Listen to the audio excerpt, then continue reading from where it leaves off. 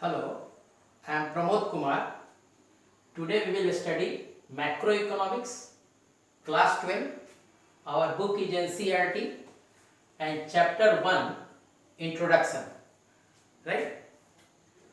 So, what do we see in macroeconomics and how it is different from micro? Micro, we know, micro means small. Here, we study the behavior of individual decision making units or individual agents and their behavior and how they influence the market, individual market or markets. Like same way in macro, what happens if you can remember three things: O, P, E, then it could be EG. This is the aggregate output level, right? This is price level, and this is employment level.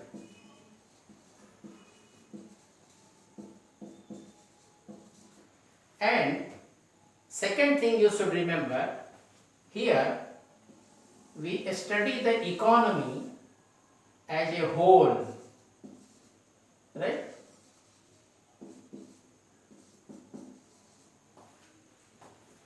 So if you can understand OPE, aggregate output level, price level, employment level, these are the things which are mainly focused upon in macro as compared to micro. These things affect everybody who is there within the economy, right? In macro, we ask certain questions, very important questions, which are relevant to all of us. Will prices as a whole rise or fall? Will prices as a whole rise or fall?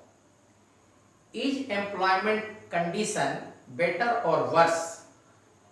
Whether the employment condition there is the economy, in the economy is better or it has worsened over the period of time? And what are the indicators to show that our economy has become better or it has become worse, right?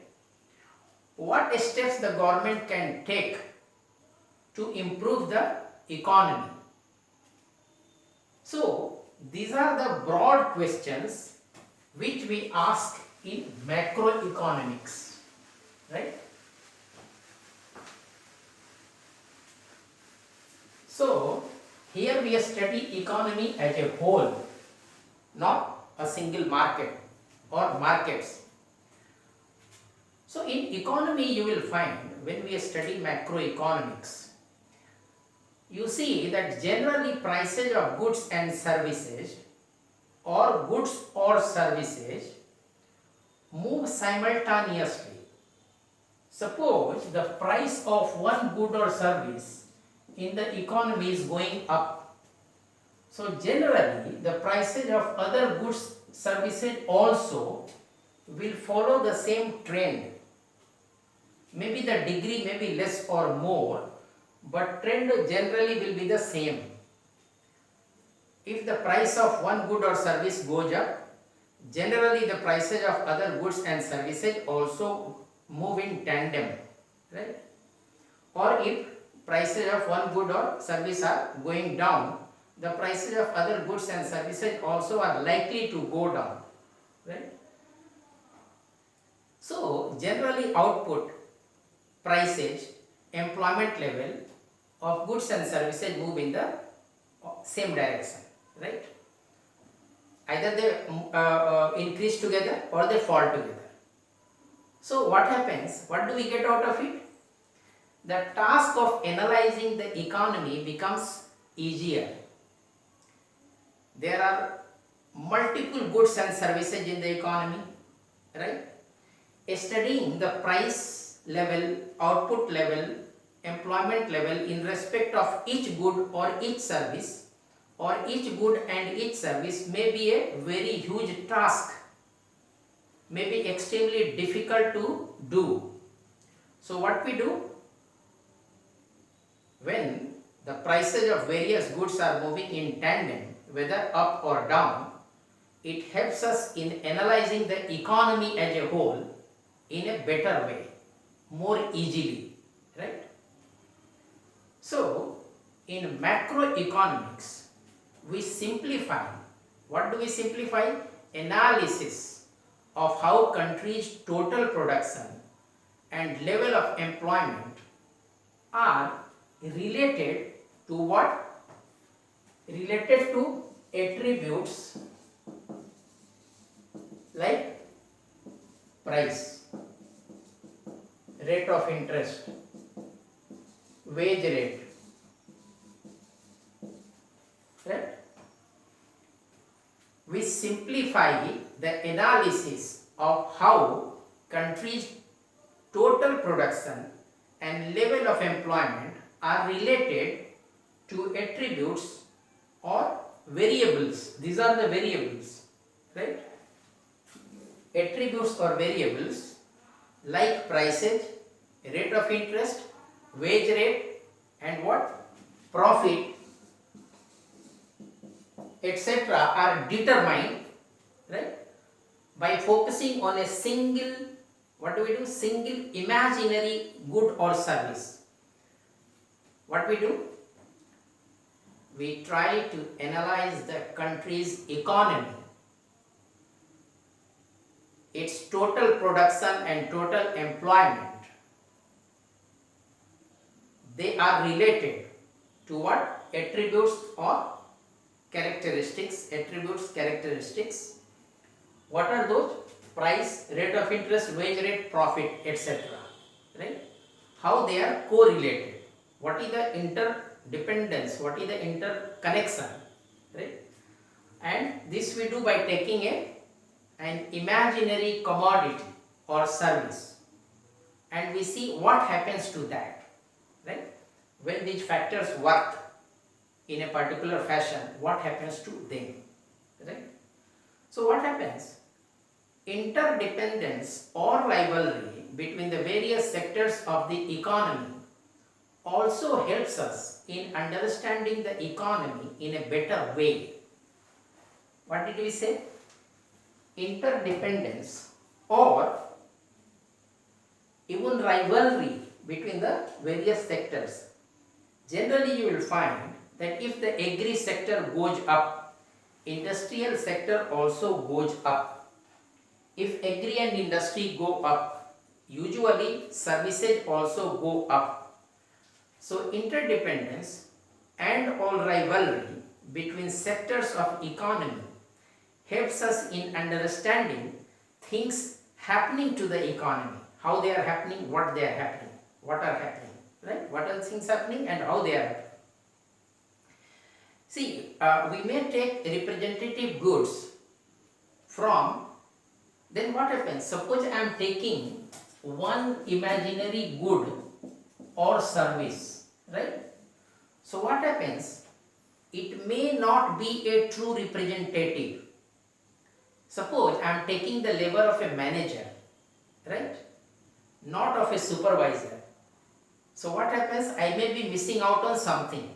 My analysis may not be nearer to the factual position. So what do? I try to pick up commodity services from various sectors, some from agri, some from industry, and some others from services, so that we try to get a true representation, right? Macroeconomics also tries to analyze how individual output level, how prices level, how employment level of different goods get determined, right? Different goods, how they are determined. So what happens? In micro, what did we see? Micro, individual economic agents' behavior and how they influence the market or markets, right? Whereas in macro, we see something different, right? We analyze how the aggregate output level, how the aggregate price level, how the aggregate employment level moves, right? And in macroeconomics, individual markets of demand and supply and the players means decision makers, right, were also individual. The decision makers were also individual, right? So what happens? What does a buyer do? A buyer tries to maximize his or her satisfaction. What does a seller do? To maximize his profits. This is what they do. Suppose I am a buyer, I will try to maximize my satisfaction. Suppose I am a seller, I will try to maximize my profits. Right? So, nearest that the microeconomics goes to the macroeconomics is when it looks at general equilibrium theory. What is general equilibrium theory? How prices, demand and supply get stabilized in a market, right? General equilibrium theory means equilibrium of supply and demand in each market in the economy, right? If it is talking of one or two economies, it is called partial general equilibrium theory. If it is talking of the entire economy, it is called general equilibrium theory, right? Macroeconomics tries to address situations facing the economy as a whole. You must always remember those three things: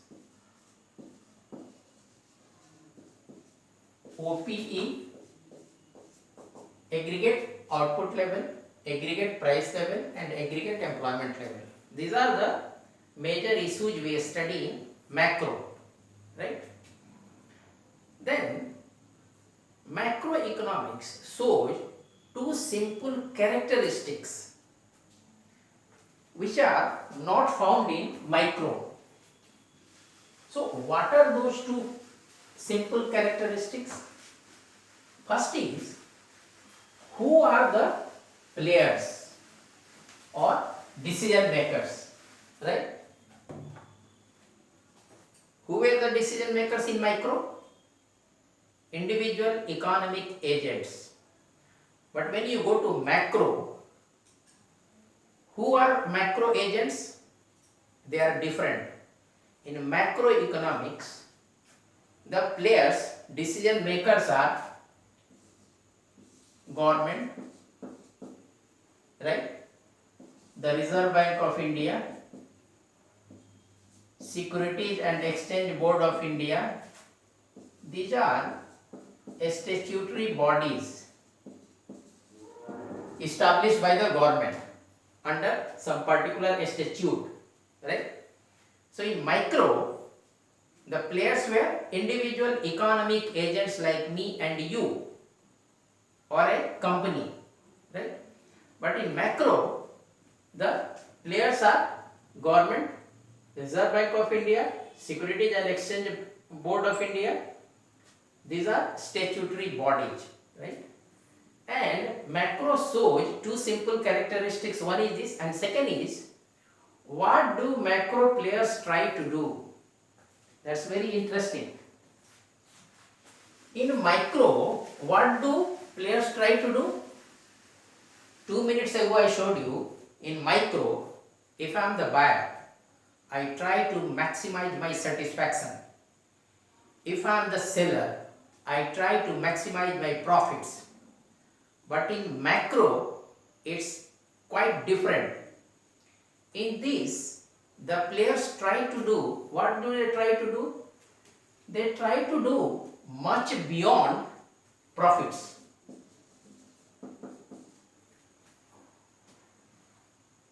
The players, decision makers in macroeconomics, who are they?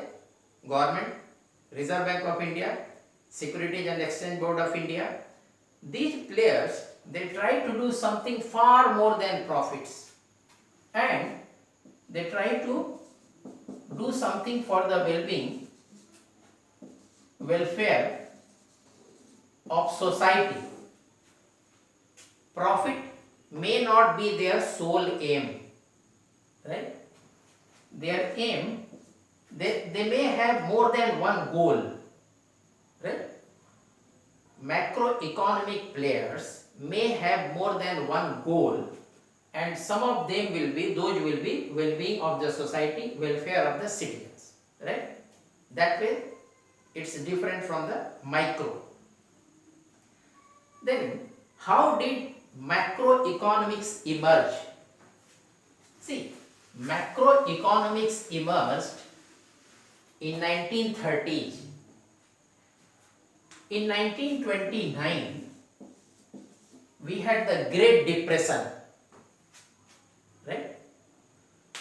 Before 1929, there was a common belief that all factories will be producing all the time, and all laborers who are willing to get employment will get employment.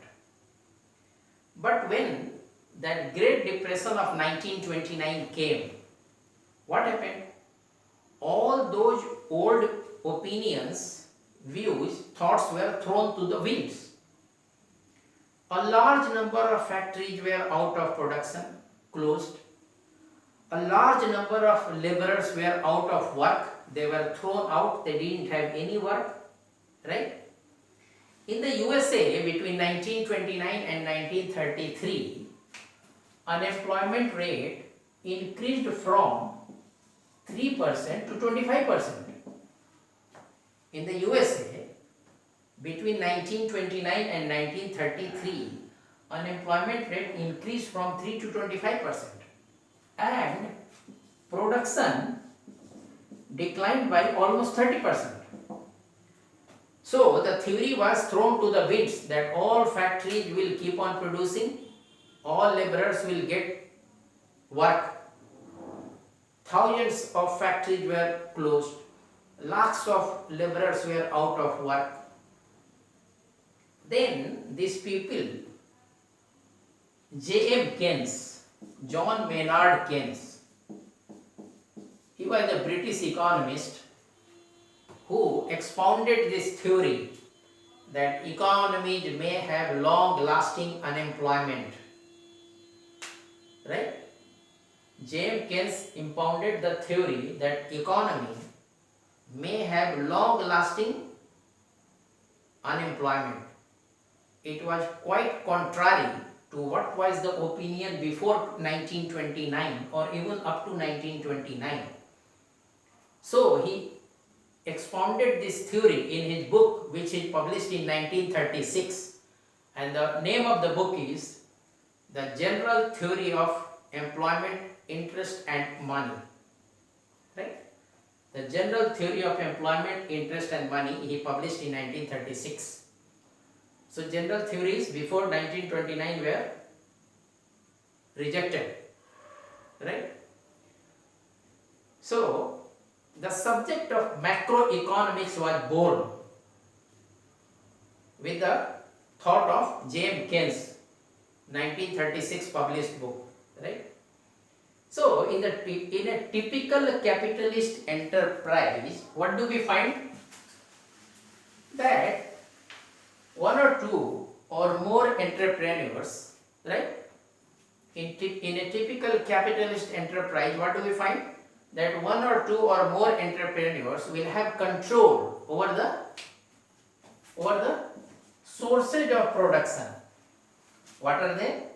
Land, labor, capital and entrepreneur.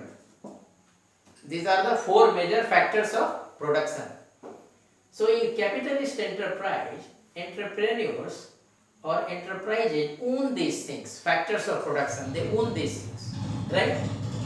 So whatever they produce for the purpose of selling and earning profit out of it.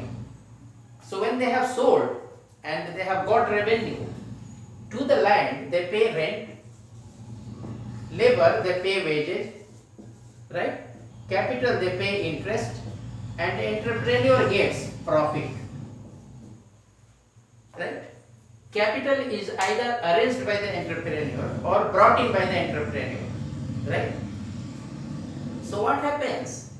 Other than these entrepreneurs, there is also an institution of a state, means government. Government also is there. It's not the government is totally out of the picture from the economy. So government is another sector, and then we get households. Which is a household? I am a household, you are a household, right? Household spend their money in the economy, and economy runs on. From where do the households spend money? They earn money by working in the firms, enterprises, right? Then what did we get? Firms, right? Government, household. Then another sector is external sector, means exports and imports, right? We export goods, commodities, services, get money. We import goods, services, we pay. So that is also a sector. So if you want to remember it, you should remember it like this: EFGH, right? EFGH. E for external sector, F for firms, G for government, H for households, right? Correct? Other than firms, the institution of government is also there in the economy, which influences so many things. And other than firms and government also, households are there which consume. First they earn, then they spend and consume, right? And then external sector, right? Our country may be exporting capital also. Our country may be importing capital also from foreign countries, right? So, macroeconomics sees an economy as a combination of these four sectors. Macroeconomics sees an economy as a combination of these four sectors. And you will be able to remember EFGH, right? External sector, firms, government, households, right? So this is all about macroeconomics.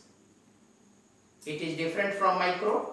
Micro is small, macro is big. Micro sees from the viewpoint of individual decision makers and their behavior and how they influence the market or markets. Macro shows economy as a whole, and it comprises of mainly four sectors: EFGH, employment, firms, government, households, right? And you remember OPE in macro, generally predominantly we study aggregate output level, O, P, aggregate price level, E, aggregate employment level, right? I think you found it easy to understand. In case of any difficulty, please do approach me on my email ID, right? Thank you very much.